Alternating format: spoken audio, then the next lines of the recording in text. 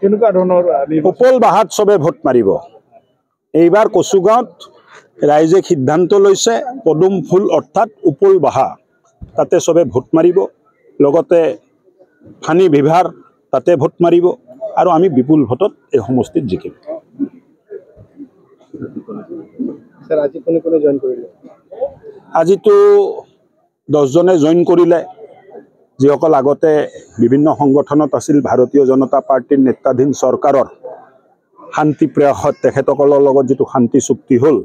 আজি তেখেতসকলে ভাৰতীয় জনতা পাৰ্টিত যোগদান কৰিলে দেখা গৈছে যে আলচিকি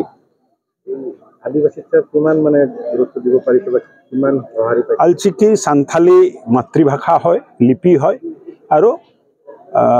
আলচিকিক আমি স্কুল শিক্ষাত আমি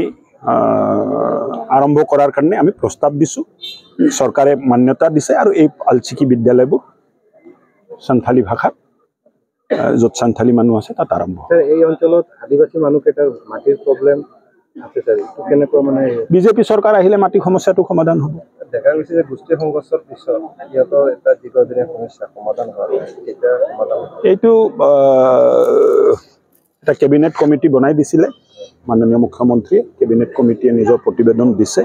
আৰু মই ভাবো যে পূজাৰ পিছে পিছে এই প্ৰতিবেদনৰ হিচাপত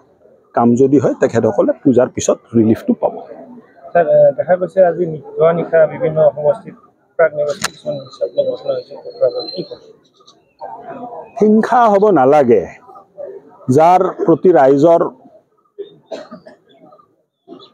উৎসাহ আছে যেটো দলৰ প্ৰতি যেটো প্ৰাৰ্থীৰ প্ৰতি যেটো দলৰ প্ৰতি এই দলেটো হিংসা নকৰে হিংসা কৰাতটো ভাৰতীয় জনতা পাৰ্টি কতো মানে নাম আহা নাই হিংসা কৰাত যিসকলৰ নাম আহি আছে এখেলহলেতো ইলেকশ্যন হাৰিব সেইকাৰণে হিংসা কৰি আছে হতাশ হৈছে বুলি হিংসা